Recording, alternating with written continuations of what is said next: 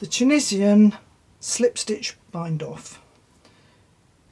With most Tunisian stitches, you need to finish the crochet with a particular bind off. For example, this piece here, I've worked the simple stitch. If I stopped at this point, I would have this row of rather ugly gappy stitches.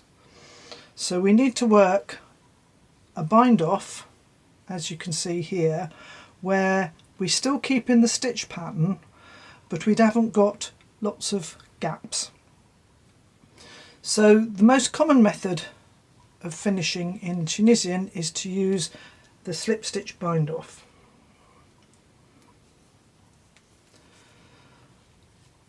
I'm working this sample in simple stitch, so I'm going to work a row of simple stitch, but as I work the row I'm going to bind off at the same time.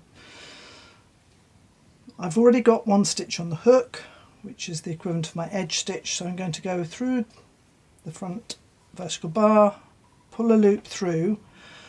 Normally I would now stop and work to the next stitch, but I want to finish off this row, so I pull that loop through, so I've only got one loop on my hook.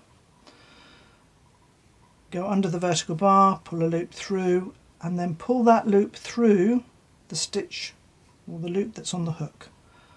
So it's very simple, it's just working a slip stitch, so through the vertical bar and then pull it through the hook, the stitch on the hook, which then binds off the top edge with the simple stitch rather than leaving an ugly loop area. So I just carry on to the end of the row, pull it through the vertical bar, new loop, pull it through the vertical bar, new loop, pull it, not round, just pull it through. And when you get to the end, you still want to do your stitch through the 2 chain at the end, and again pull it through and then pull your yarn through the last stitch to finish off. So that then finishes your row or your sample of simple stitch with a slip stitch bind off.